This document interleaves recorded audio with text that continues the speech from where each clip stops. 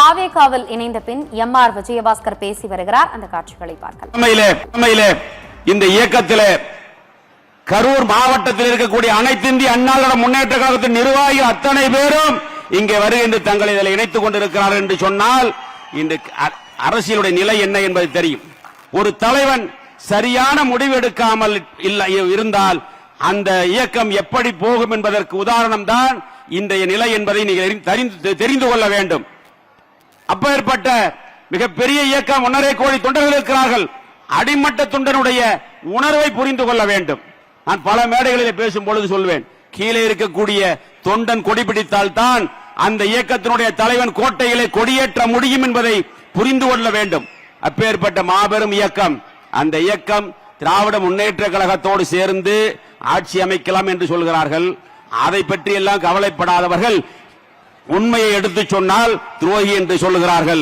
எனவே இன்று தமிழகத்தில் ஒரு மிகப்பெரிய அரசியல் புரட்சி ஏற்பட்டிருக்கிறது. தமிழகத்தில் அல்ல, இந்தியாவே திரும்பி பார்க்கின்ற வகையில் நம்முடைய புரட்சி தளபதி நம்முடைய முதலமைச்சர் அவர்கள் ஒரு அரசியல் மாற்றத்தை ஏற்படுத்தி இருக்கிறார். இப்பொழுது மட்டுமல்ல, தலைவர் இருக்கின்ற வரை 11 ஆண்டுகள் 3 முறை தமிழகத்தினுடைய முதலமைச்சராக இருந்தார். அதே போல இனிமேல் தமிழகத்தில் வெற்றி கழகத்தினுடைய ஆட்சி, புரட்சி தளபதி விஜய் அவர்களுடைய ஆட்சிதான் தமிழகத்திலே தொடரும் என்று சொல்லி இந்த இணைப்பு விழாவிலே கலந்து கொண்டிருக்கக்கூடிய அனைவருக்கும் நானும் 2 பேரும் விஜயபாஸ்கர், புதுக்கோட்டையும் விஜயபாஸ்கர், கரூரும் விஜயபாஸ்கர் என்று சொல்லி நாங்கள் இருவரும் மற்ற மாவட்டத்தை சார்ந்தவர்கள் இருக்கிறார்கள். அது மட்டுமல்ல, நம்முடைய முதலமைச்சர் புரட்சி தளபதி அவர்கள் சமீபத்தில் ஓரிரு வாரங்களிலே கரூர் வர இருக்கிறார்.